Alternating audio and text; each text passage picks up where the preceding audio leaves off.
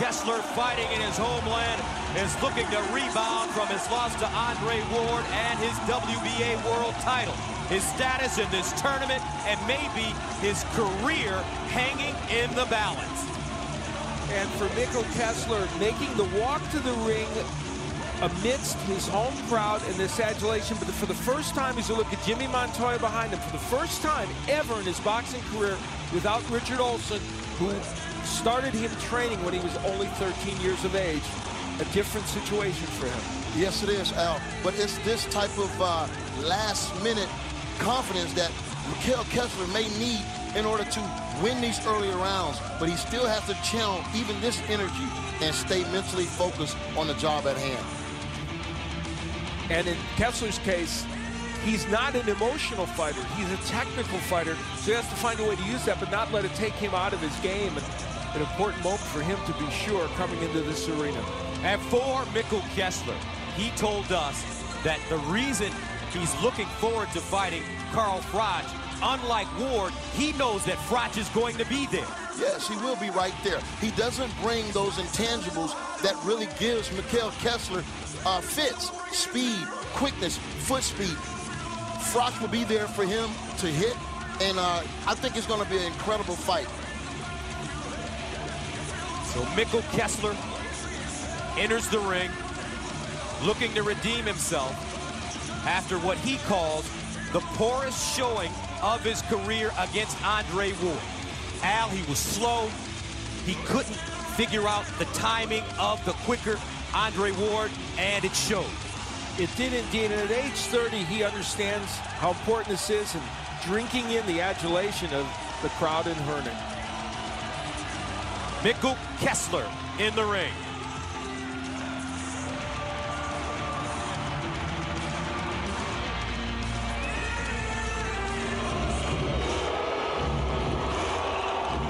"32-year-old Carl Froch, the champion, brash, bold, undefeated, and confident that he will retain his WBC world title tonight on foreign soil." Carl Froch is the Tim Tebow of the super middleweight division. He gets the job done. He wins. It doesn't always look like you think it's supposed to look. He's 3-0 in world championship matches, of course, undefeated totally, as you pointed out, for his career.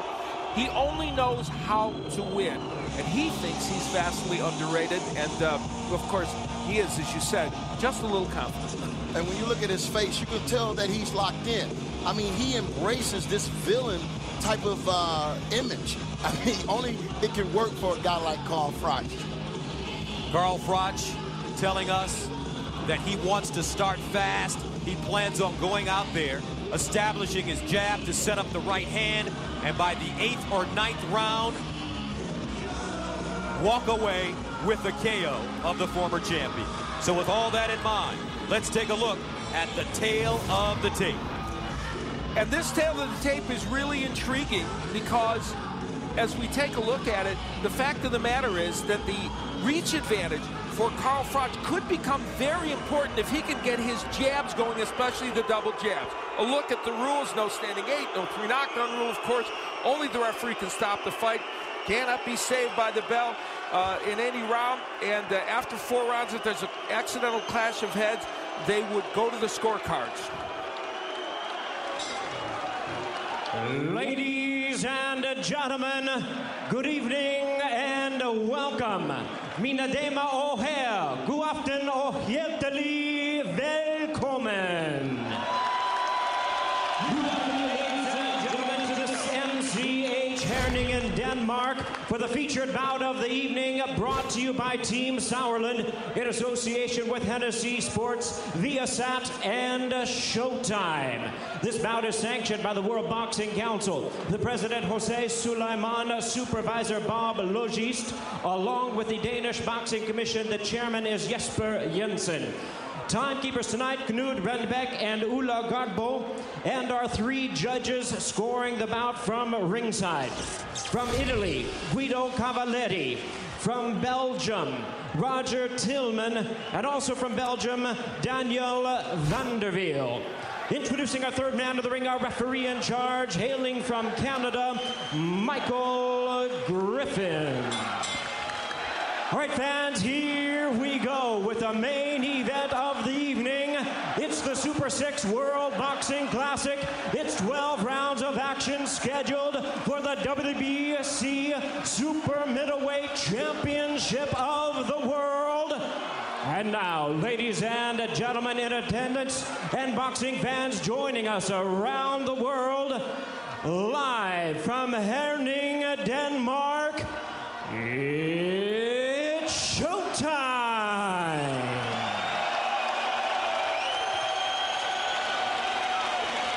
Introducing to you first the challenger on my right, fighting out of the blue corner, wearing the colors of the Danish flag, white trunks with red trim.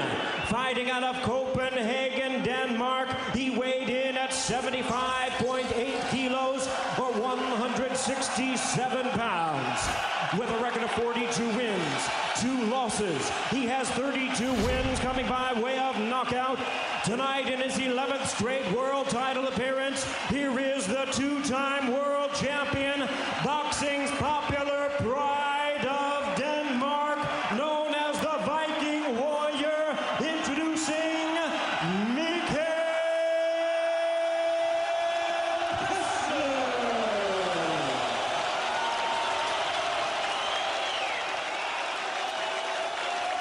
And his opponent across the ring, the defending world champion on my left, fighting out of the red corner, wearing black trunks and hailing from Nottingham, England. He weighed in at 75.9 kilos or 167 1/4 pounds. He is undefeated in his campaign in the ring with a record of 26 wins, no losses, 20 wins coming by way of knockout. Tonight making the 3rd defense of his title, here is the undefeated WBC Super Middleweight Champion of the World, introducing Carl the Cobra Froch. Once again, a referee in charge, now to give instructions, Michael Griffin. Okay, Carl. Gentlemen, clear the ring, please, gentlemen. Clear the ring, please, gentlemen. Just one man. Clear the ring, please. Just one man here. You men both received my instructions. I want a good, clean fight. You must obey my commands. Protect yourselves at all times. I want you to touch gloves now, man. We're going to box at the bell. Good luck to both of you. God bless you. Froch-Kessler in desperate need of a win, looking for his first points of the tournament, and at the same time, the WBC World title. And then there's Carl Froch with the win. Froch punches a ticket into the Super 6 semifinals and becomes the points leader. But more importantly to Froch, retains his belt. Round 1, scheduled for 12. MCH Center, the WBC Super Middleweight World title on the line in the Super 6 World Boxing Classic.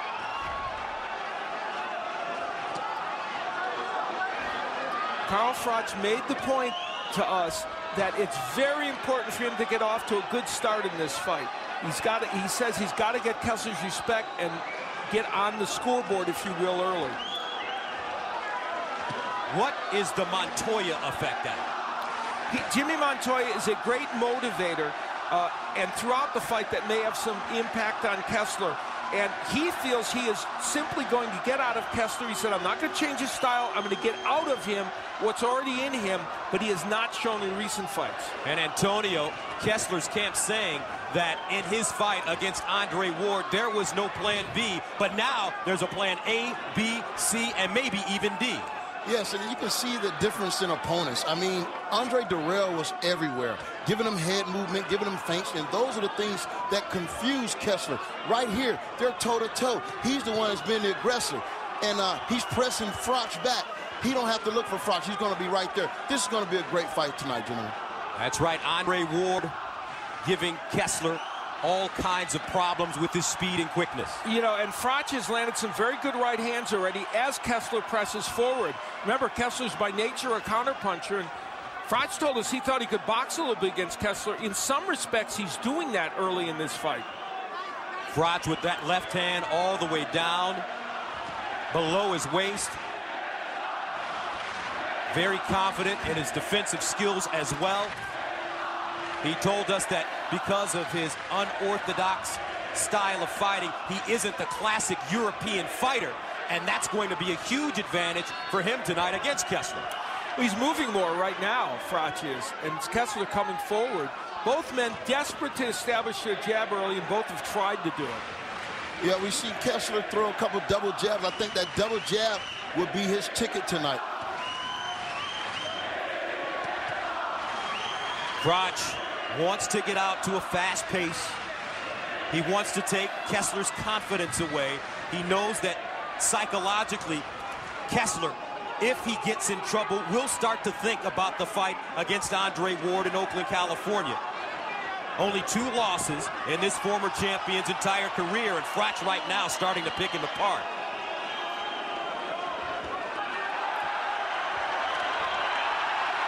This is a good first round for both men in some ways. 10 seconds remaining in the first, scheduled for 12 for the WBC super middleweight world title. Carl Froch in black, Mikkel Kessler in white. And that's round 1. So, Al, what are the keys here in group stage 2? For Mikkel Kessler, his jab disappeared against Andre Ward. It needs to re-emerge tonight. He's trying it. He loses focus sometimes on defense. It's not good against an attacker like Froch. The Kessler money punch is the right hand. He landed it a few times in round 1. Jermaine Taylor put Froch down with that punch. The double jab is important for Carl Froch. It'll freeze Kessler in his tracks. And when he attacks, Froch squares his body up sometimes. That's an inviting target for the Kessler right. He's got to be physical in his fight, Froch. Take Kessler out of his comfort zone. Got to be busier though, okay? That was an even round and they're probably giving him, you know that. So that's you warmed up now. Let's be sharp, don't force nothing, but busy with the jab and the right hand and the movement. The MCH Center, Herning, Denmark. And this is the WBC Super Middleweight World title in the Super 6 World Boxing Classic. Mikkel Kessler, the challenger in white. Carl Froch, the WBC champion in black. Carl Froch from Nottingham, England. Mikkel Kessler fighting in his homeland, Denmark.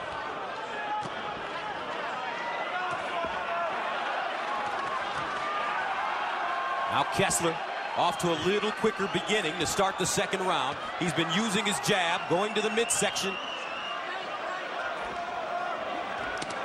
There's the right hand now, landing flush to Froch's body. And that body attack is going to do well for Kessler as long as this fight lasts. I think what give Kessler a good chance tonight, he's got to have a great case of amnesia. He has to forget about that Andre Ward fight. This is a new day, new beginning, and a championship title is on the line. Kessler, 42-2, 32 knockouts, pinning Froch in the corner. Now Carl Froch fighting out of it. We've seen more jabs from Mikkel Kessler already in this fight than I think we saw in most of the fight against Andre Ward. Both men have the intent to establish that, and Kessler's done well in this round. Carl Froch defending his title for the 3rd time.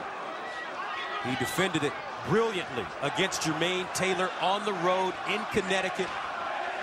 Then defeated Andre Durrell, split decision in Nottingham, England. Some feel that Durrell won that fight. Yeah, it was real close. It could have went either way. But, you know, like you said, he was at home in Nottingham, and he pulled it out. He held on to his championship.